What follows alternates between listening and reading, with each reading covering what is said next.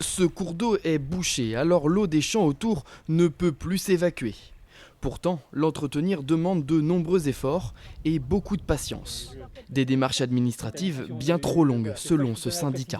Aujourd'hui, le drainage n'est plus efficace et la parcelle n'est plus assainie à son optimum puisque l'eau ne peut plus s'évacuer du réseau de drainage. Aujourd'hui, l'action elle est de pouvoir discuter avec les agents de l'État et l'OFB pour trouver les meilleures solutions pour qu'il y ait le moins d'atteinte possible à l'environnement, mais aussi qu'on puisse travailler dignement de notre travail, enfin qu'on puisse avoir accès à nos réseaux de drainage et les entretenir au maximum, tout en n'ayant pas un risque de sanctions suite aux travaux.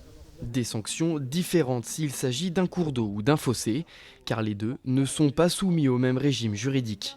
Quand est-ce qu'on est sur un cours d'eau, quand est-ce qu'on est sur un fossé? Pour un fossé, l'entretien ne demande pas d'autorisation, mais lorsqu'il s'agit d'un cours d'eau, ça se complique. Alors les cours d'eau sont des milieux aquatiques sur lesquels on a un gros enjeu à maintenir ces milieux dans un bon état. On a aussi des enjeux, parce qu'à l'aval on a des barrages d'eau potable et des enjeux aussi de maintenir cette qualité.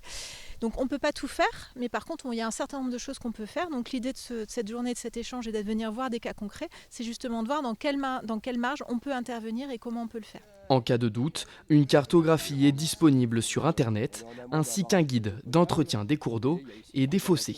Voilà, on a travaillé effectivement avec les services de l'État et la profession agricole et les élus locaux pour établir une cartographie des cours d'eau, pour que ce soit clair pour eux, pour savoir effectivement s'ils sont sur un fossé ou sur un cours d'eau avant de faire une intervention ou avant de faire une demande. Et surtout, ce qui est important, c'est ils se réfèrent à ça avant de faire les démarches d'entretien. L'entretien d'un cours d'eau sans autorisation est puni par la loi. En Vendée, seuls quelques cas ont été recensés.